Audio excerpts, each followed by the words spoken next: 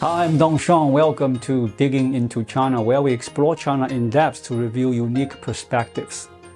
Let's discuss a fundamental topic. Why does China struggle with innovation? It's widely recognized that China is not a hub of innovation. Instead, it's often viewed as a nation of imitation, excelling in copying, replicating, and duplicating. This is a well-worn observation, something most people are familiar with.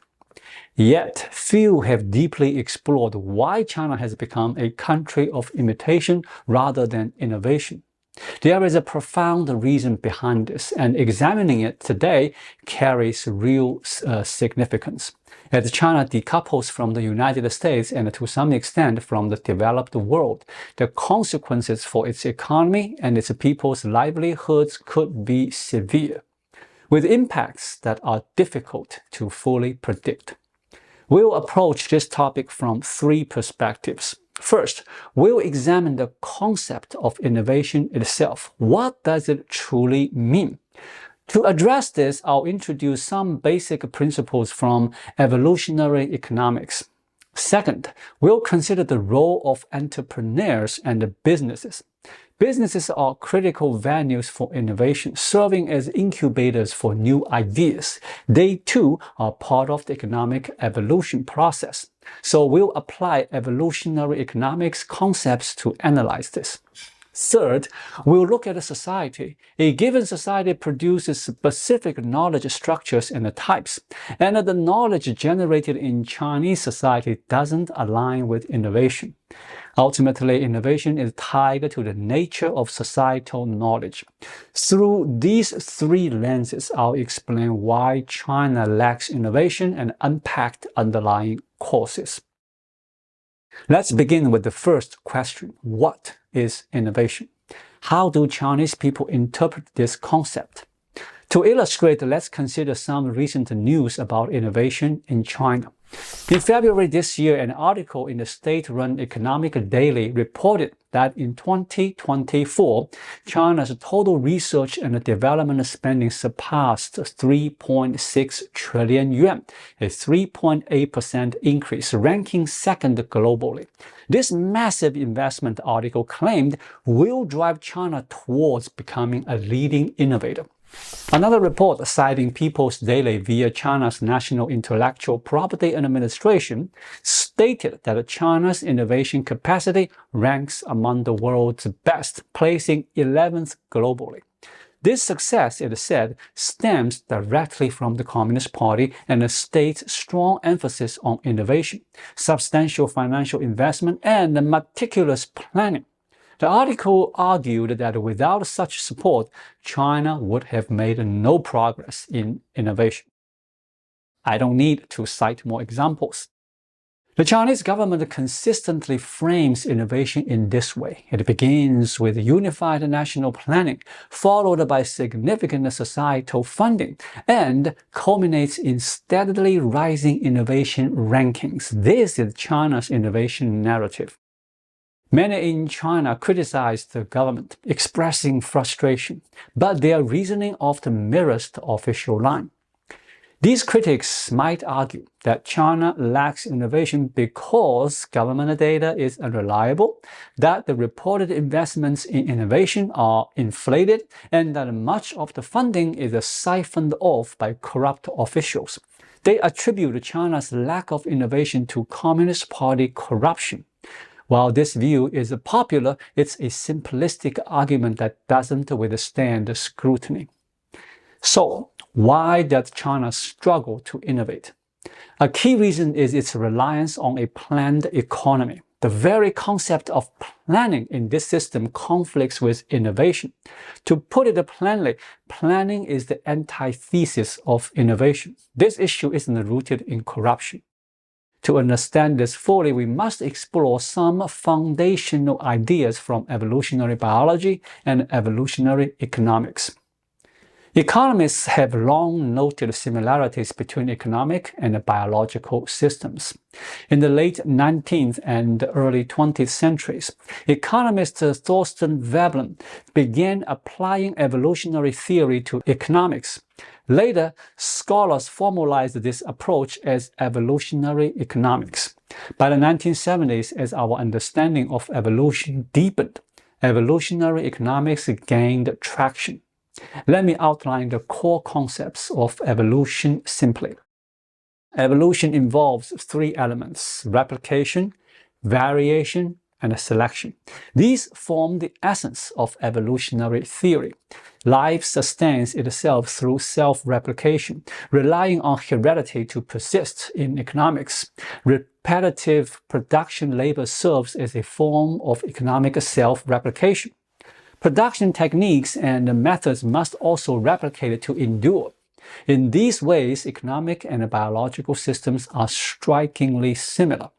However, a crucial aspect of evolution is variation or mutation, which aligns closely with what we call innovation in economics. Historically, there was a popular view of biological variation, proposed by early French biologist Jean-Baptiste Lamarck. Lamarck suggested that organisms intentionally adapt to their needs. For instance, giraffes, with originally shorter necks, stretched to reach tree fruits, and over generations their necks grew longer. This use and disuse theory posited that traits used more become more developed, while unused traits atrophy, and these changes pass to the next generation. Later scientific experiments show that this isn't entirely accurate. Many traits aren't inherited this way, and many variations lack a clear intentional cause. China's planned economy mindset echoes Lamarckism. It assumes that evolution and variation can be directed by subjective goals and intentions, that economic innovation can be predicted and orchestrated. But since Lamarck's theory is flawed or at least incomplete, this planned economy approach is also misguided. What's the correct perspective? Let's return to the three principles: heredity, variation, and selection. Variation, akin to innovation, is a novel creation or invention. It depends on selection. In other words, innovation requires an environment of genuine selection. Selection isn't about imposing a predetermined plan, as plans cannot yield truly new outcomes. Renowned evolutionary economist Geoffrey Hodgson, in his book Evolution and Institutions, describes innovation as follows.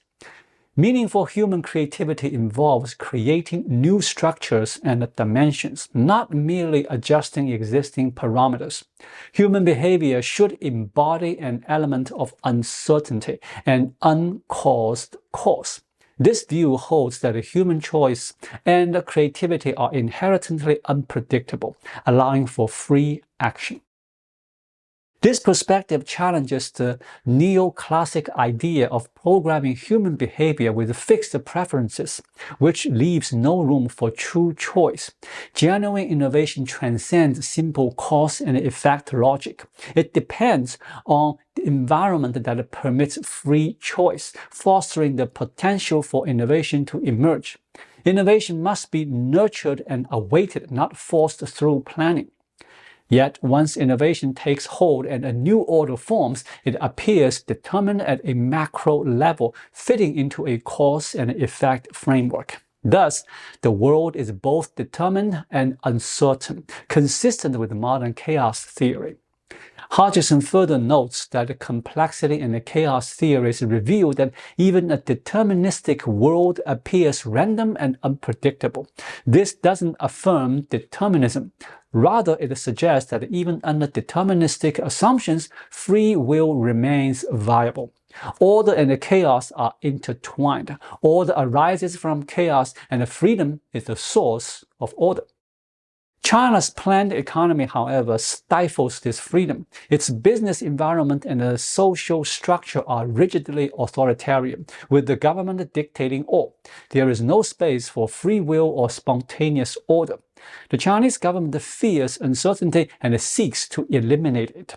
But innovation thrives on uncertainty. Without it, true innovation cannot occur. I've outlined why China struggles with innovation and what innovation entails. In essence, the government's drive to control and plan everything through a planned economy makes innovation impossible. Innovation and planning predefined expectations are fundamentally at odds. By definition, innovation is something new that exceeds expectations. If it falls within a plan's scope, it's not truly new. Next, I'll explore two additional perspectives. First, how does China's business environment and the role of entrepreneurs impact innovation? Second, how do China's unique social structure and the knowledge types hinder innovation? Let's examine these in detail. In the previous section, we discussed innovation and evolutionary economics conceptually, but these ideas must be grounded in reality.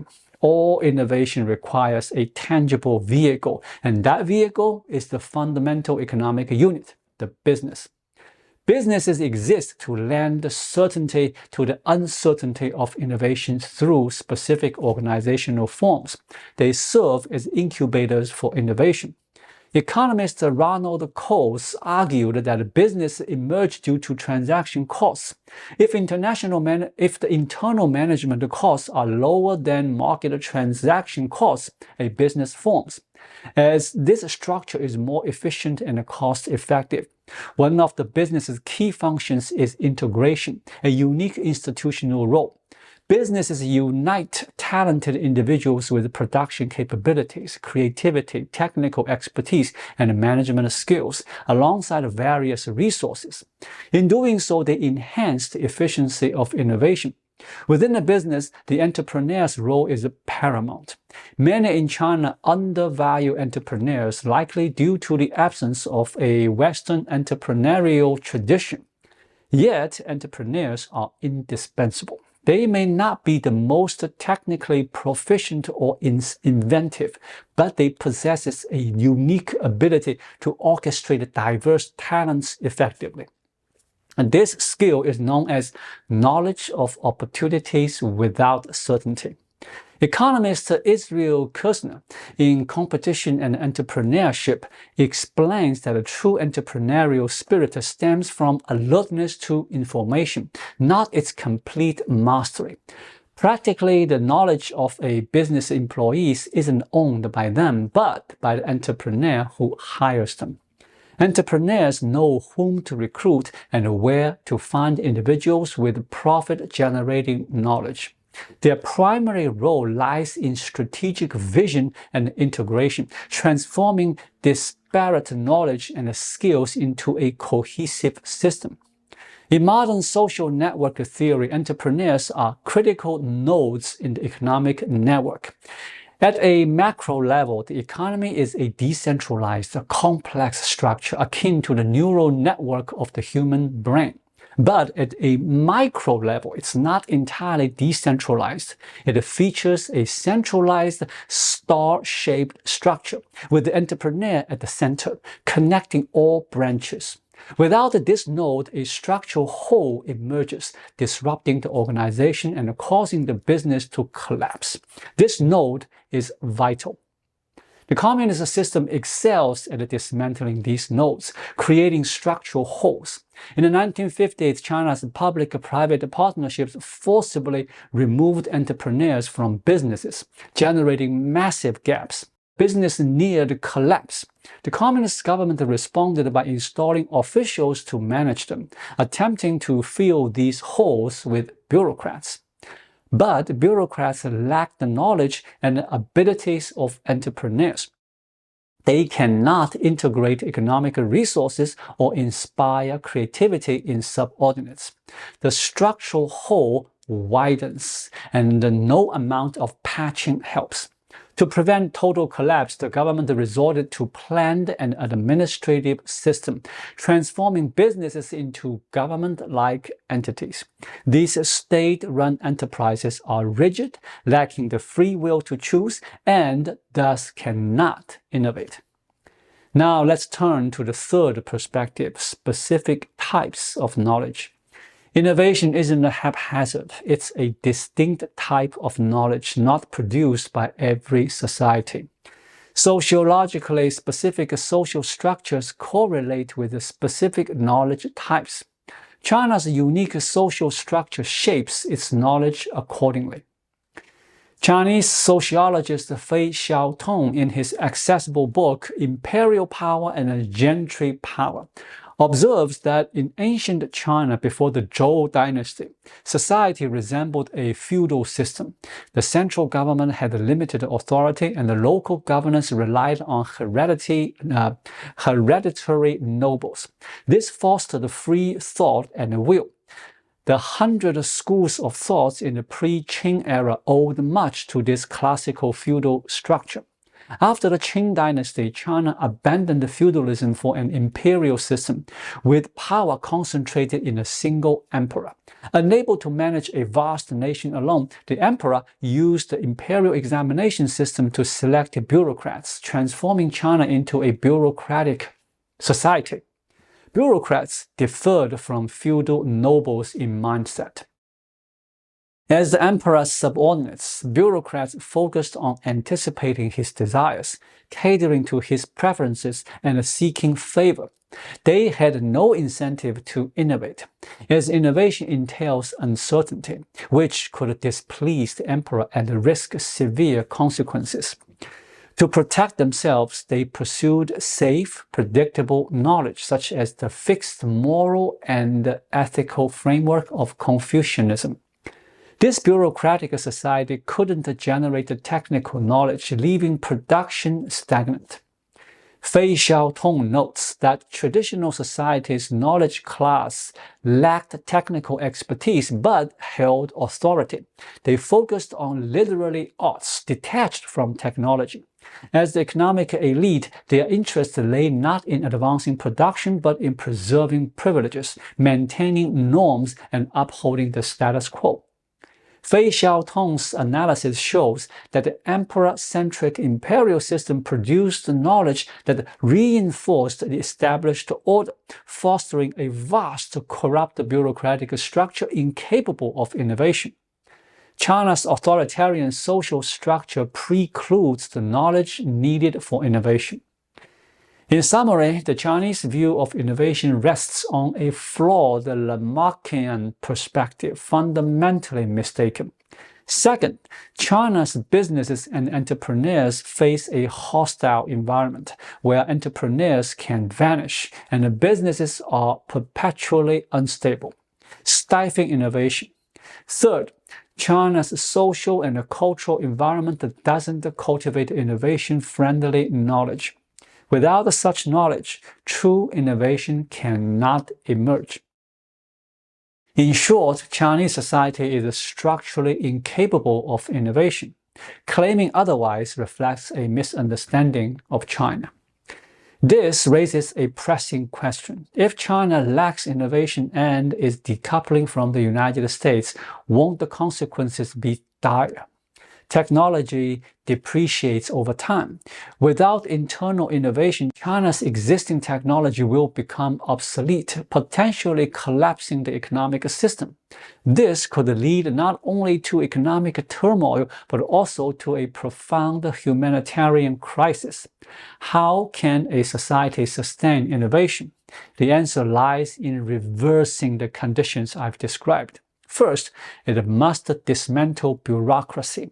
A bureaucratic society cannot innovate. The system must be removed.